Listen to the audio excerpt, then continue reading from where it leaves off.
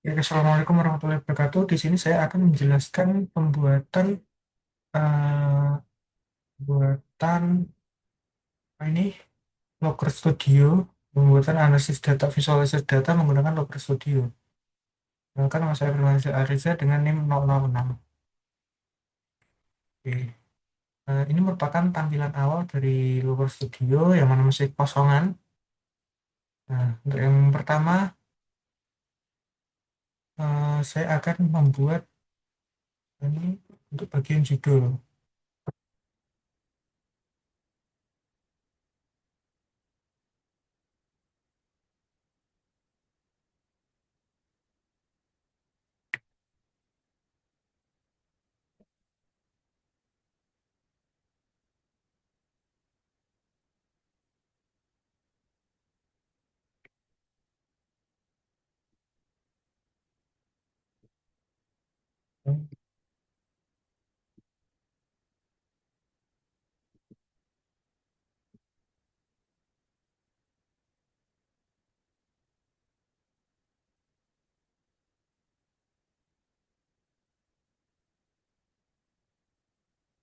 Ini seperti ini saja.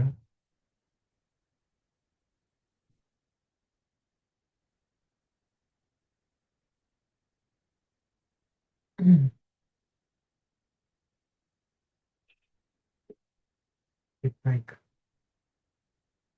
Terus selanjutnya saya akan memasukkan komponen itu apa ini total transaksi menggunakan scorecard score di sini.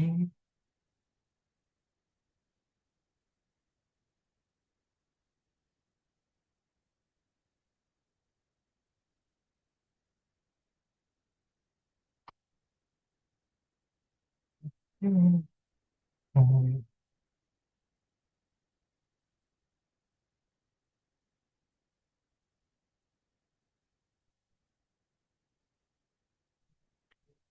komponen.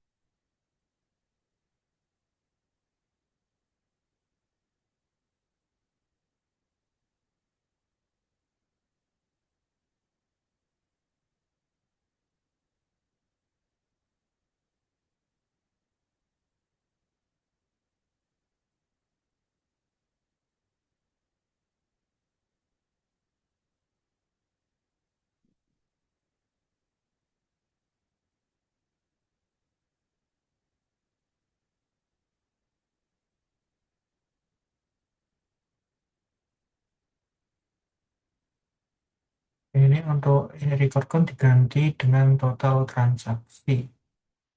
Diganti namanya.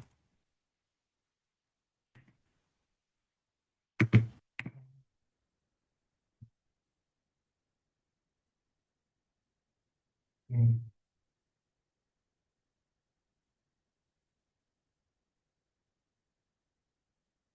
Ini untuk tujuannya untuk menggambarkan total transaksi yang ada, itu sekitar 1.000 transaksi. Dan kemudian saya akan memasukkan range tanggal dengan cara diagram terus tentang waktu. Eh, kontrol. Kontrol, maaf. Kontrol tentang waktu.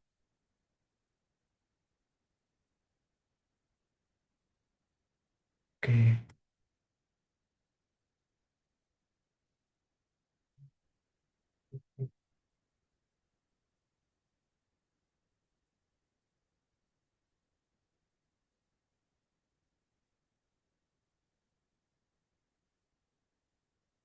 Nah, ini tujuannya adalah untuk memfilter tanggal yang eh, digunakan dalam transaksi ini. Terus kemudian saya akan memasukkan filter untuk kota dengan cara tambahkan kontrol drop down.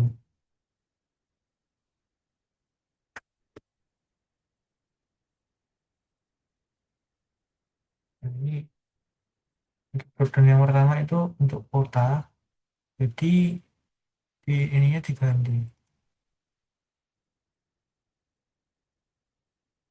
Jadi setting. Oke. Oke.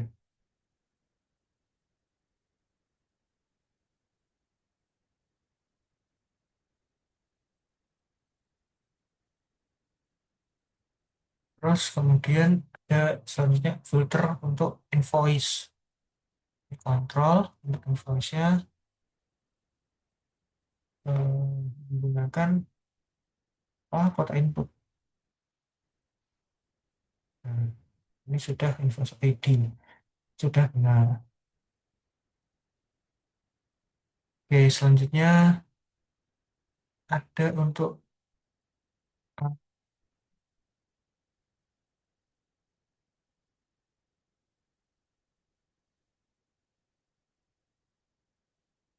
masukkan kuantitas. Ini juga menggunakan kontrol dan penggeser.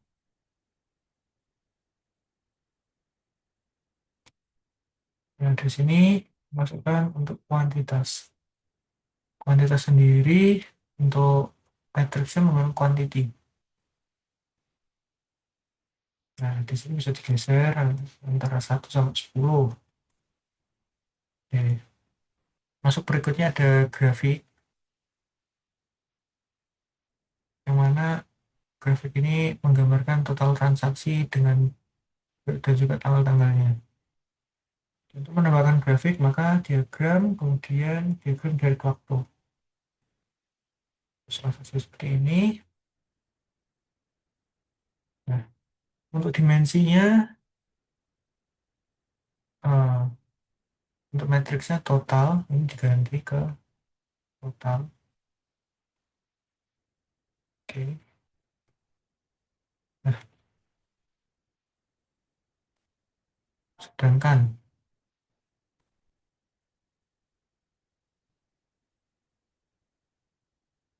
sedangkan eh, dimensi metriknya total, kemudian tentang tanggalnya date, dan di sini tuh menggambarkan tujuannya untuk mengetahui rentang-rentang waktu yang dibuat ini.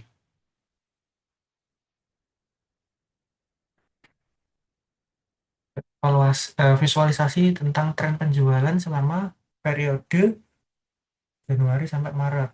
Seperti itu. Yang mana ini dapat mendeteksi pola musiman, terus lonjakan lonjakan penjualan negeri ini, lonjakan terus kemudian anjlok di sini seperti itu. Untuk selanjutnya saya akan membuat pie chart, yang mana untuk mengetahui apa, bagian-bagian mengenai pembayaran yang digunakan. Untuk pie chart, maka masuk ke diagram di lingkaran.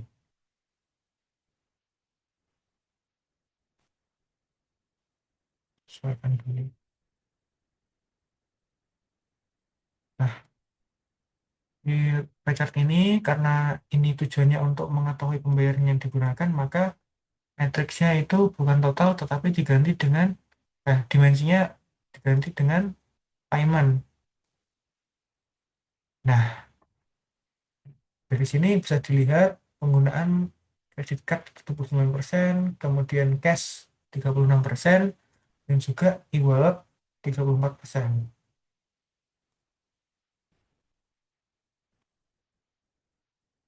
Setelah itu, saya akan memasukkan diagram lagi, diagram batang, dengan cara diagram batang vertikal.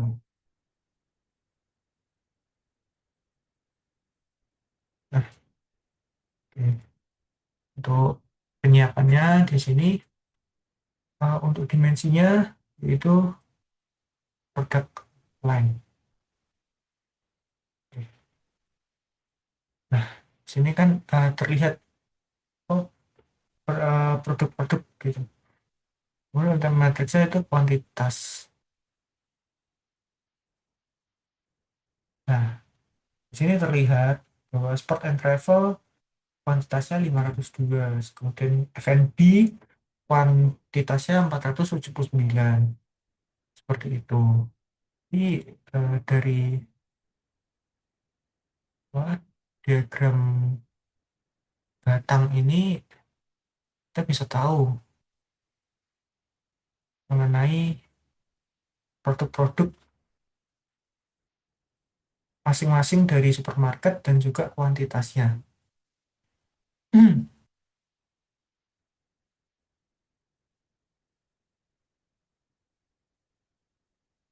Karena ini tujuannya untuk membandingkan barang antara sport and travel, food and beverage, ini bisa dibandingkan dari sini.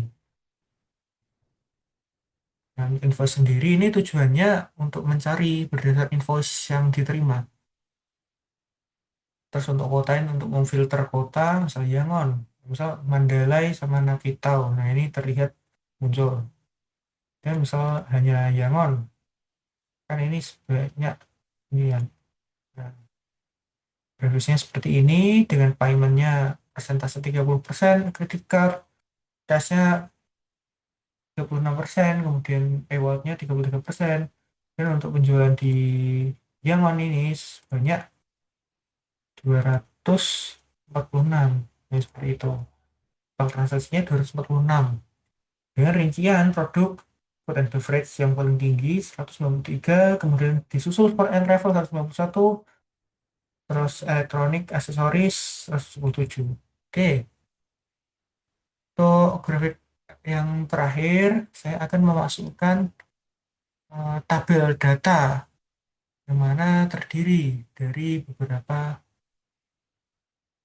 dimensi seperti tanggal, invoice, dan lain sebagainya. Untuk itu langsung ke diagram tabel. Nah, ini macam ini.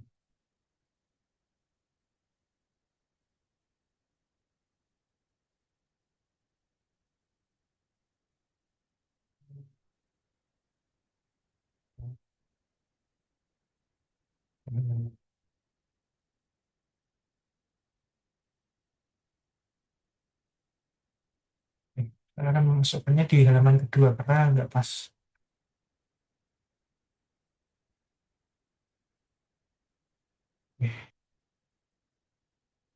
Hmm, banget.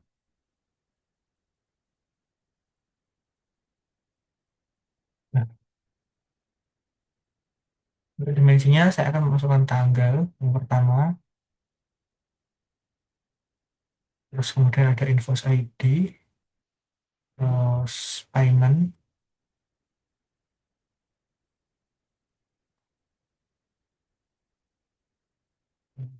payment, terus setelah payment ada branch,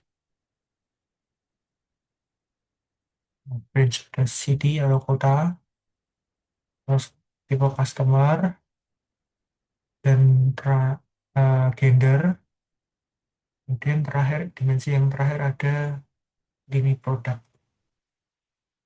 Nah, untuk matriksnya ada kuantitas dan unit price,